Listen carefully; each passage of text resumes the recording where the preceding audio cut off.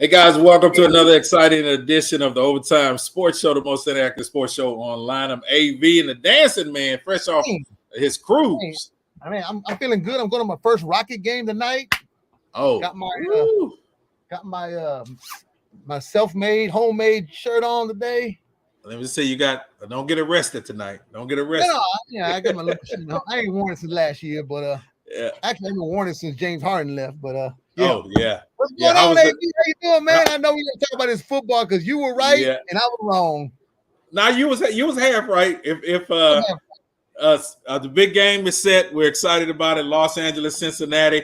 I thought I was gonna get San Francisco. My boy dropped the interception in the fourth quarter with 5 minutes left. He ruined that party. I was gonna call you on the ship. I was gonna call you on the ship. That boy Tart left a tart taste in 49ers miles when he did.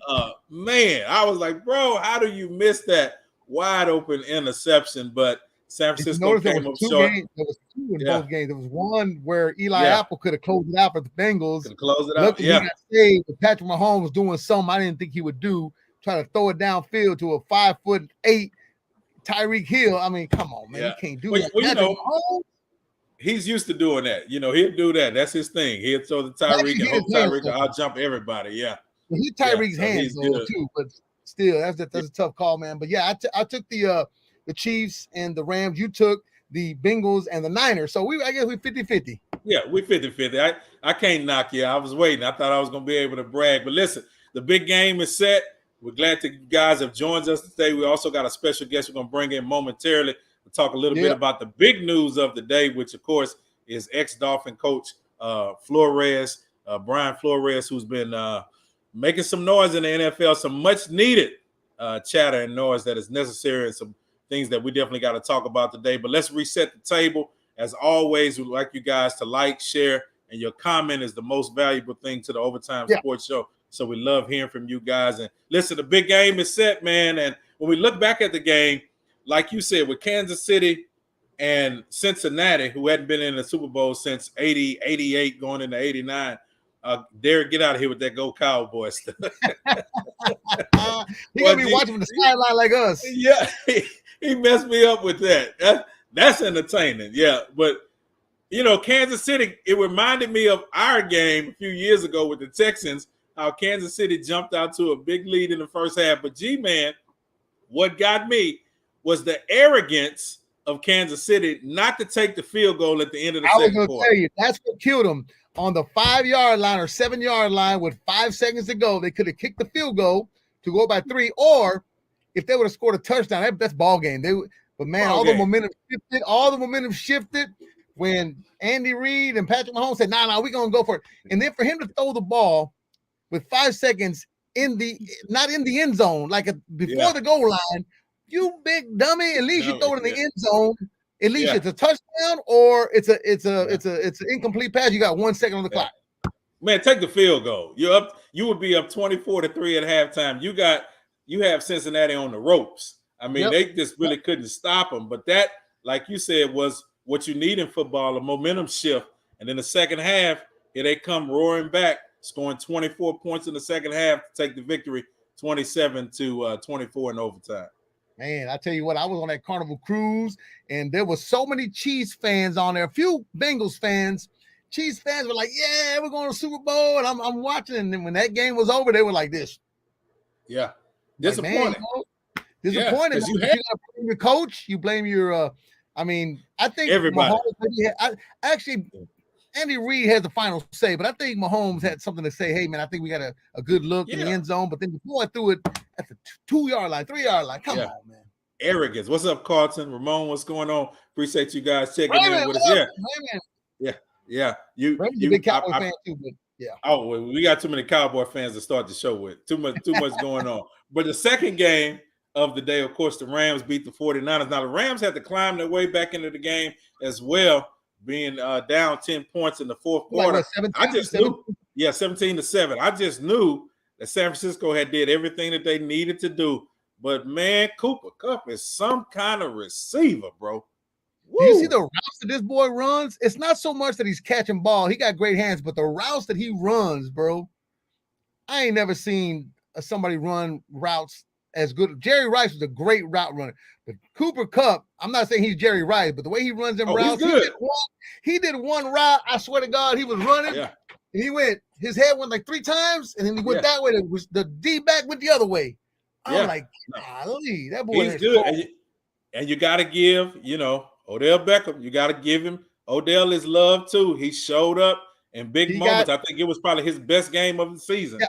Well, he got his first 100-yard game since 2019. Yeah. 2019. It's been 30-something games that he had not broke 100 yards. Look at that, 145. And then you got my man Aaron Donald pointing to his ring like he's already talking about getting that ring. Hold on, I mean I have a feeling the Rams are going to win this game, but hey, can the Bengals be that? Can that Bengals be that team that goes on the road and wins like the Ravens did, the Steelers did, the Packers did? Yes.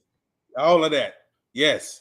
Don't underestimate Joe Burrow. I'd love to have him as my quarterback for the next 10 years, man. That boy ice in his veins, bro. He got some ice in his veins. He sat there on the sideline, and Tony Romo caught it. He sat there on the sideline with like 5.5 minutes. Tony Romo says, "You may not get the ball back, Joe Burrow," and he didn't get the ball back. It went straight down and went to overtime. But that man had some ice in his veins. He was sitting there like waiting. He wasn't like all nervous. He was just sitting there waiting, like, all right, just give me my chance, Yeah, I'm excited about it, man. It's looking forward to the big game. Couple of weeks, I know we are away from it. Big halftime show with Dr. Dre, Eminem, Kendrick Lamar, Mary J, and Snoop Dogg. Mary J says she got the one song she's going to do, so she's pretty hyped about that. But I'm looking forward to the big game halftime show and the commercials. I know we're gonna get into this Brian Flores deal. Yeah, I learned something new today. I thought Brian Flores was a Blaxican. I thought he was half black, half Mexican. Man, what were you looking at? He said Flores. I'm thinking, he's a Blaxican. Listen, he's gonna join the wet black team, with the wet blacks. But No. You go to ancestry.com. His great grandma somewhere in there. He was, or great grandpa was a Mexican. I'm telling you. Yeah, I tell you what, he stirred up a much needed conversation in the NFL, which is not. First of all, the conversation is nothing new with minority coaches being hired. You think about it now. There's just one, Mike, with the Pittsburgh Steelers. He's the only African-American coach that's left, of course, with Brian Flores being fired, David Culley here with the Texans being fired. You have one African-American coach that is left, and Brian Flores talked about the conversation. How crazy was that, the conversation, to have a text conversation with Bill Belichick, and Bill Belichick basically had that it was wrong. He was thinking that he was sending it to Brian Daboll or whatever how you say his name.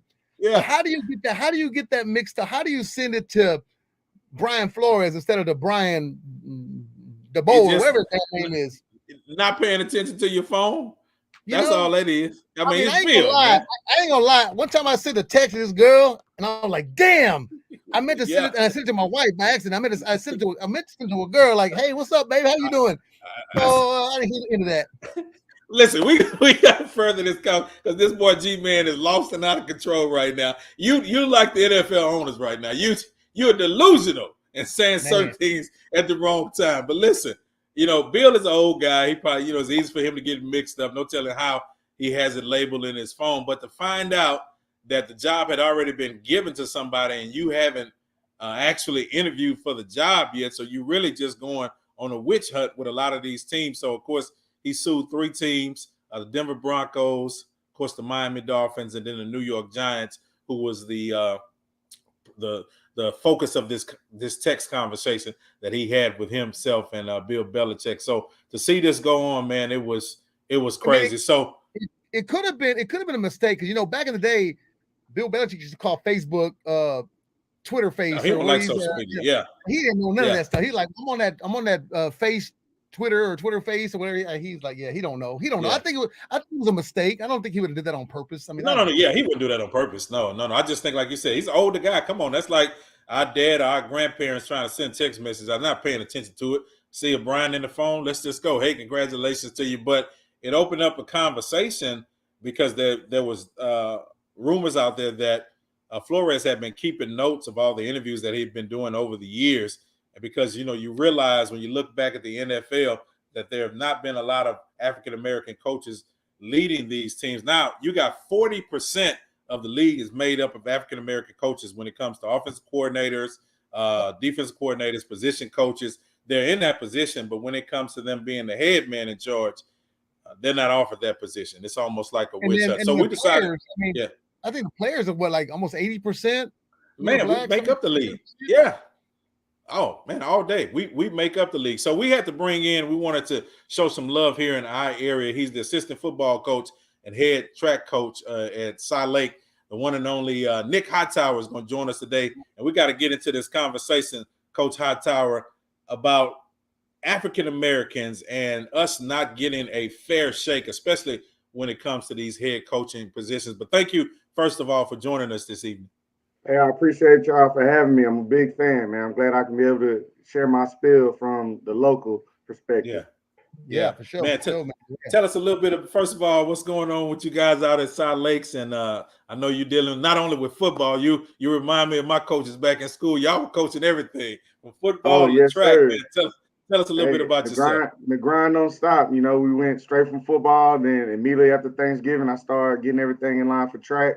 And so we have our first practice meet. If the track not frozen solid tomorrow, we have a practice meet tomorrow. If not, hopefully they'll bundle us up and we can have an off day for Thursday and Friday. And then we get everything rolling for the, trying to make it to state the following week, starting off at South Springs. And after that, grind don't stop. Off season, then we go summer camp, then back to football season before you know it. Yeah. Non-stop, baby. Non-stop. Non-stop. Anything for the kids, though. Yeah, that's what's definitely, up, man. Definitely. Well, let's jump into the conversation, man, especially being a football coach and just a head coach, period, with track. How, man, despairing is this for you to see, especially if you have the aspirations to be a head football coach on the national football level or any level at the top of the game? How discouraging is this for you to be able to see what's happening in the NFL and what has been happening for decades now? Yeah, I'm completely torn. That's been the talk of the office. I mean, the talk of the hallways, because, speaking for myself as being a young coach, I aspire to be a head coach. And so you see somebody at the highest level of your sport getting unfair treatment, it kind of discourages you. But on the flip side, I'm glad that he's brave enough to, unveil what's really going on. And the bigger issue that people aren't speaking on, I know just on sports shows that I watched recently, is this is going on in all big business. It's just sports are highlighted more than anything else, but that could have been on the high school level, the college level, could have been in big oil companies where, the good old boy system is prevailing. It's unacceptable to come in somebody's interview late and intoxicated, or, I heard y'all speaking on Bill Belichick. That could be anybody from a different generation, but he's a professional and he's a champion. You would think he'd take it more seriously, especially when they're dealing with people's livelihood. He doesn't know really what type of situation or headspace Flores could be in, and he sent that mistake. So I think that probably sent him over the edge because he got fired unjust. He had 2 winning seasons, and he gets fired, and now his former coach is congratulating him on the job that he didn't even interview for yet. So on that side is discouraging, but I'm excited that Brian is, being the sacrificial lamb and sticking his neck out for all the minority coaches that aspire to be head coaches one day to make sure we get a fair shot. I hope the Texans sign him, to be honest with you. I hope he's the next head coach of the Texans. I think, that's a job that I know for sure the Texans, they're not shy away from hiring minorities. I mean, they had Rick Smith in the GM seat, Cully. I think Brian Flores will do good here, man. I know I still have high hopes that Deshaun Watson's going to re-sign with or come back to it. But I think if you bring Flores in, I think he may have a little something. I don't know. See, man, time after time, as soon as we get our hopes up with the Texans, we just knock it out the park. But they have given minorities a fair shot in Houston, and just with our culture, I think it'd be a great opportunity, and they'll win a lot of the fan base back. With the last couple of seasons we've been having, and then with the Deshaun Watson situation, he's been a proven winner, a proven guy that can, he changed the Miami Dolphins around. He got them going in the right direction, and I think it'll build some momentum for the Texans, especially with somebody that's in the news and is speaking up for minorities, especially the way our city is made up. Yeah, and I like how you said it too, Coach. You talked about him being a sacrificial lamb. And because he unveiled a lot of dark secrets and things that were going on behind the scene in Miami with the the owner telling him, I'll give you $100,000 for, if you throw games so we can get the top pick, as you talked about with the Denver Broncos and John Elway and the guys coming an hour late. And then, of course, with the New York Giants and the job already being offered to the other Coach Brian from Buffalo. You think about all these things that are happening, would it be, or could you see yourself as somebody like Coach Flores who could say, all right, let me stand up in this position. It may cost me my job. It may cost me the position as a head coach for some organization. Could you see yourself sacrificing for the greater cause? Yeah, I'm all for using your platform for the greater good because, you put your last name first. And so whether he wins another football game ever, people are always going to know the name Brian Flores. And it's kind of reminded me of the Colin Kaepernick situation where, even though he knew he was challenging the system and he may not get another job, he still stood for what he believed in. And so it's the same thing. And the ugly truth of it is he's suing the NFL. They're not going to let him go to court. So he's going to get paid. He's going to get paid at the end of the day. But he's going to get paid and he's going to have a job. He's going to have a job, whether if it's not a head coach job, he's going to be a coordinator. He's a really good coach. I feel like he might go to college route because which the college route is more independent and you have more voices when it comes to hiring compared to NFL. It's an owner, a GM, and a board. And those minds consider if boosters get behind you, get support of a community.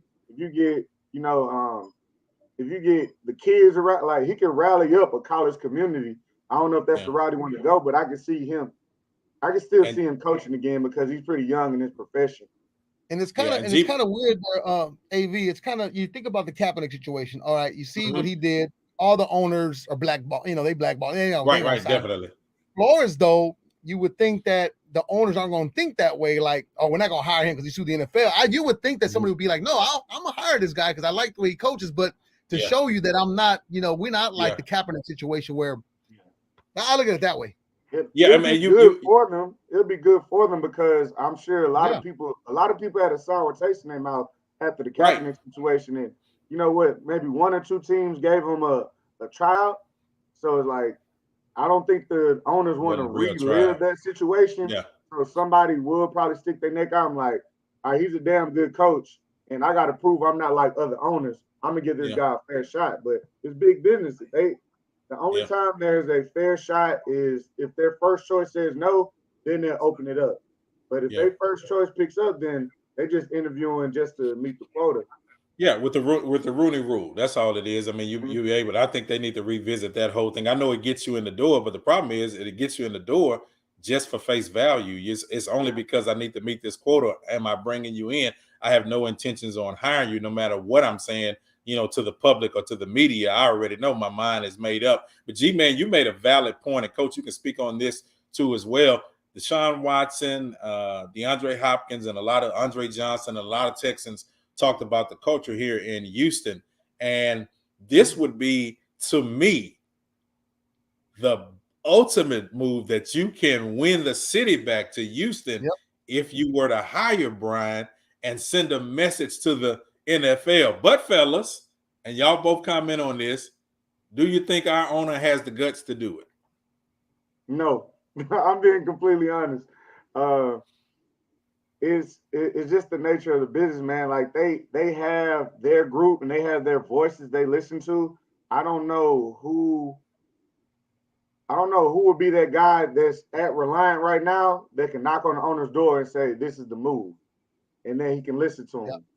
And so the one inside track is the Texans are kind of modeling themselves as the Patriots South because they hired so many people from the Patriots. So with Flores having a Patriots connection, maybe they'll get him in the door at least for an honest interview or open like a fair chance. But like you said, if you invest so much in the Texans, you'll get your heart broke every season, man. Yeah. So, and what I don't understand for my Houston squad. And what I don't understand is this. So Brian Flores interviewed with the Texans like 2 days after he was fired, or a day, whatever it was, that Saturday. He got fired on Wednesday, that Saturday. My thing is, what are they waiting on? Are they waiting for the final game, the big game to be finished with before they?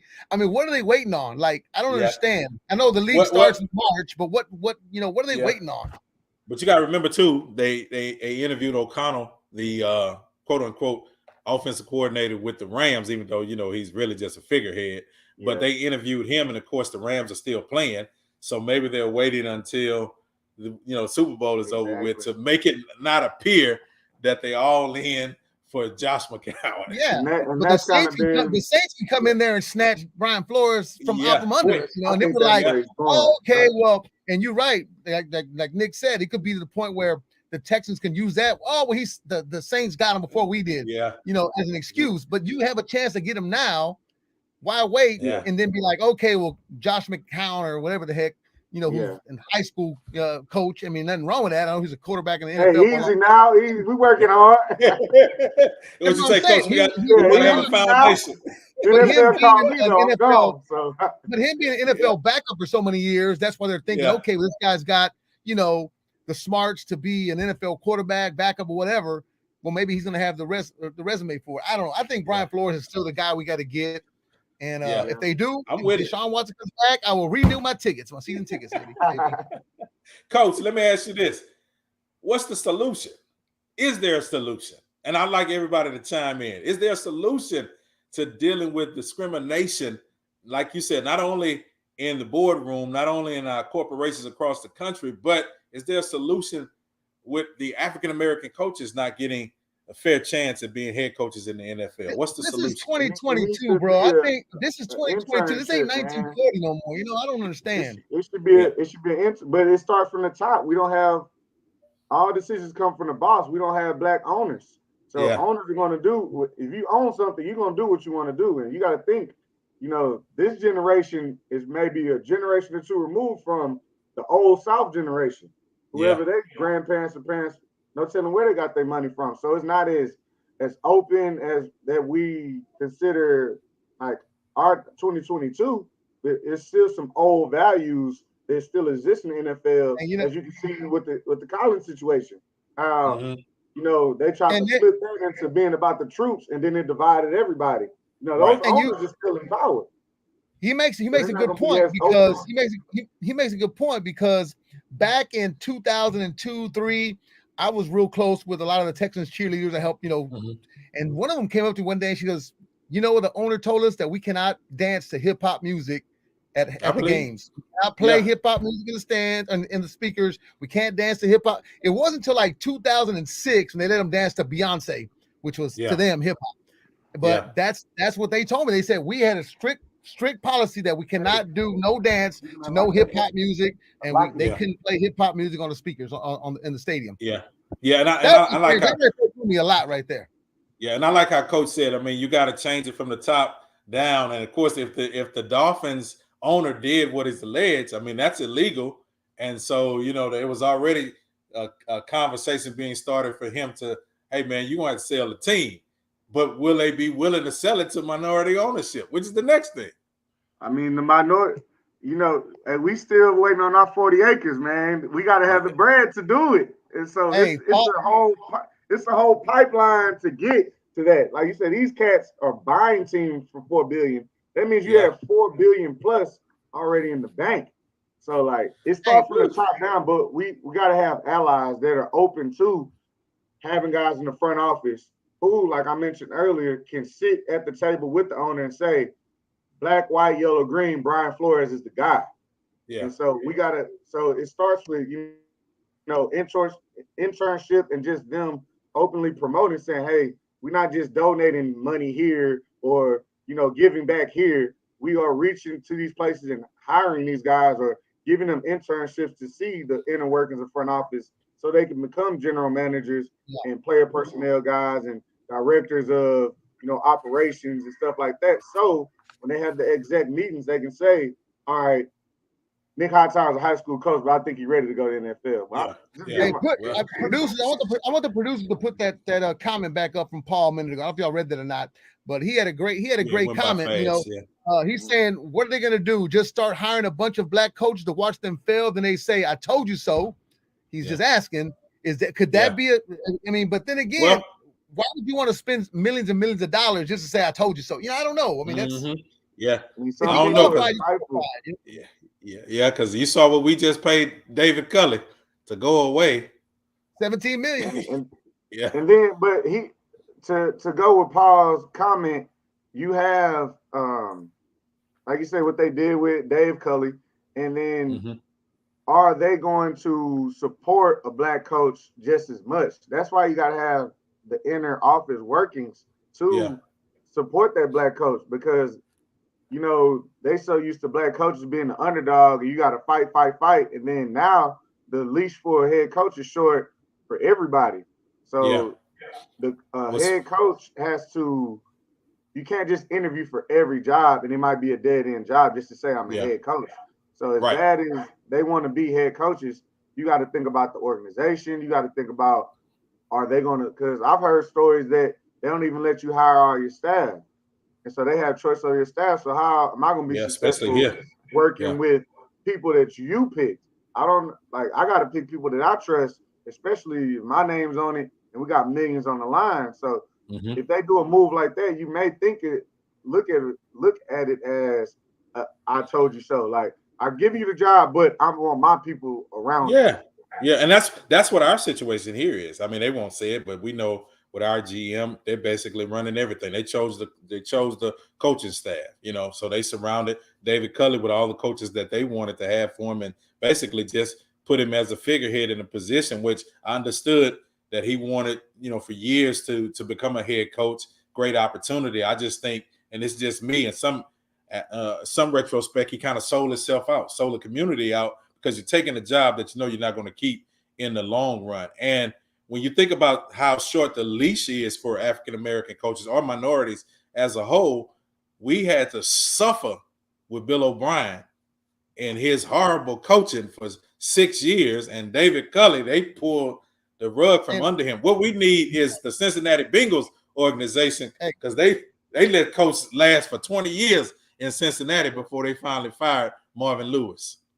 Yeah, more than Bill O'Brien, you know, making a horrible coach decision, he made horrible business decisions as well. Yeah. I mean, letting go of, and they let him. That's when he really went all the way downhill. He couldn't handle all that on his plate.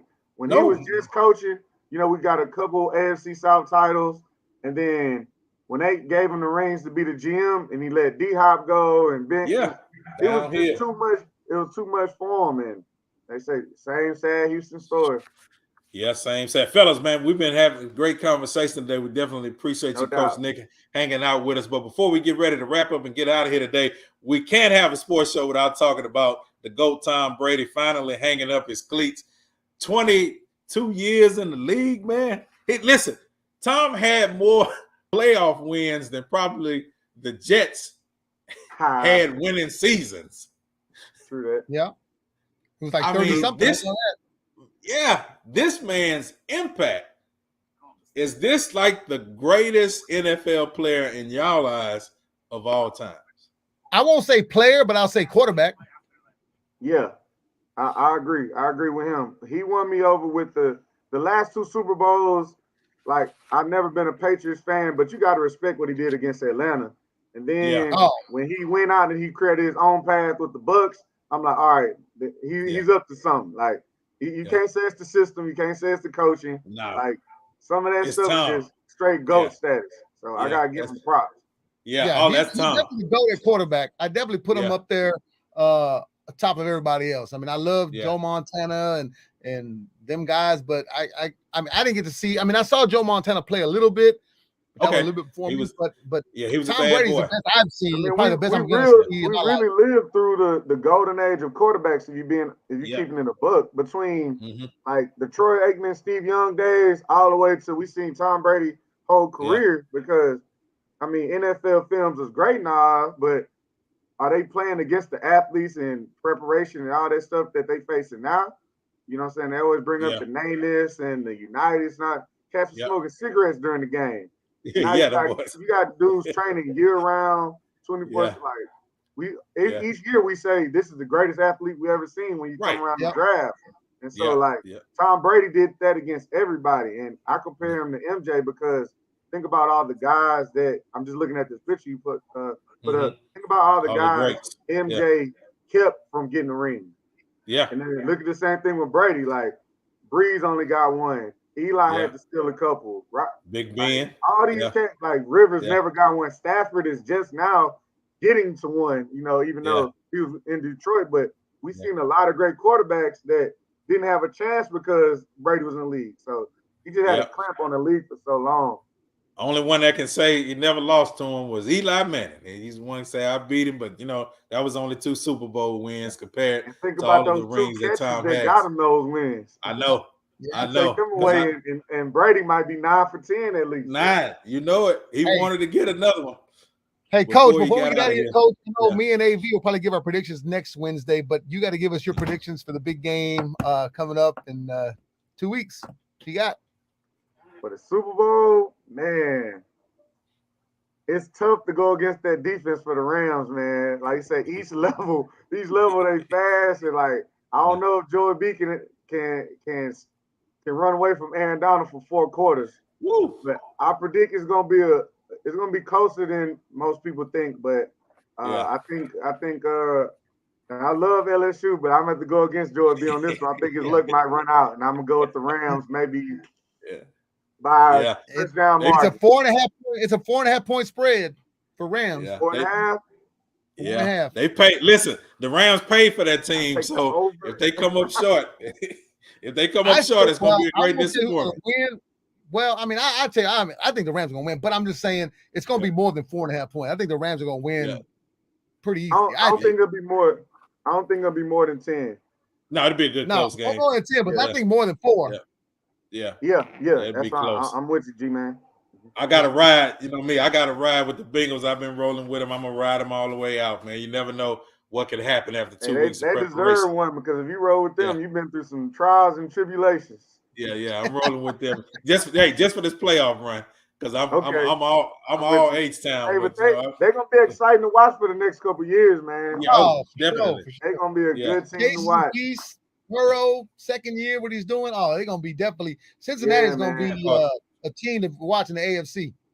Yeah, Ty, you're right. It's the year of the Tigers. Coach, before we get out of here, I know a lot of great things are going on at Salt Lake. Of course, you're the head track coach, assistant football coach. Once again, I know you guys got a track meet coming up. Just tell us about some of the other events that you have going on. Yeah, right now we just getting kids back into the scope of being in the building, man. Like I know, speaking for educators around the area, they're 1.5 years off with them doing the virtual learning. It's a grind for teachers. So y'all just send your love, whether it's shoot a gift card to a teacher, take them off the E or just send them some words of encouragement because, it's tough no matter what the campus look like. And so we just try to support our kids as much as we can. I probably had more just mental check-ins with kids than I've ever had. This is my 10th year in education, and just like kids just coming up to me saying like, I'm tired. Like I don't feel like I have enough time. And that's more important than anything. And teachers are the same. Like they bring it home with them because they used to doing virtual and kids being in class one day, kids not being in class and worrying about your health. So there's anything you can do to encourage a teacher, whether it's, mask. We spend all our money on masks and sanitizer and wipes. And so just keeping teachers in your prayers and making sure that they charged up every day and doing what's best for kids, man. That's all I can ask. Yes, sir. You know what I'm saying? We're trying to make it to the state meet. We got a lot of good things going here on Salt Lake's track, and we're going to surprise some people, just like the Bengals. All right. I'm with that, Coach. Young talent. Yes, sir. Coach, you got an Instagram? Everybody can keep up with you and follow you? Yes, sir. My Instagram is Tower_X. And so I usually post coaching updates. I just have a baby girl. She's 7 months old. So congratulations. That's taking over my phone. For track updates, I'll tell you our Twitter. We got a minute. Yeah, we're good. It is Lakes Spartan TF. All right. Well, Coach, thank you, man. Y'all can see the vision come true, and support Salt Lakes, anything and everything, man. We can use. All right, man. Much success to you, Coach. We'll definitely have you back on. And remember, Remember, Worthing is the best school in Houston, Texas, and surrounding areas. Never, Hey man, never I forget started that, teaching coach. in Sunnyside. I got much love Yes, for sir. Worthing, man. I Yes, got much sir. love for Sunnyside in the area, man. It's just Yes, I sir. just Shout out to my I heard it Buffaloes, was the Milby closed. I need to Buffaloes. go. The Yeah, Milby Buffaloes. G-Man was Milby. He was Milby. I was Worthing. So we Okay. appreciate you, coach. Follow me, Faith and Fame with AV. G-Man, you all across the board. Let them know how they keep up with you, homie. Yeah, follow me on YouTube. It's a G's World, G-Man979, Snapchat, Instagram, Twitter, OnlyFans, Grinder, all that. I'm on all that stuff. Woo, that boy said grinder, coach. You gotta watch. G-Man he's a nasty man. Can't have no OnlyFans show up on the credit card report, man. I'm gonna be out of house and home. And Christian Mingle, that's one too. All right. So long, everybody. That's the overtime sports. We go. Love you, man. Appreciate y'all.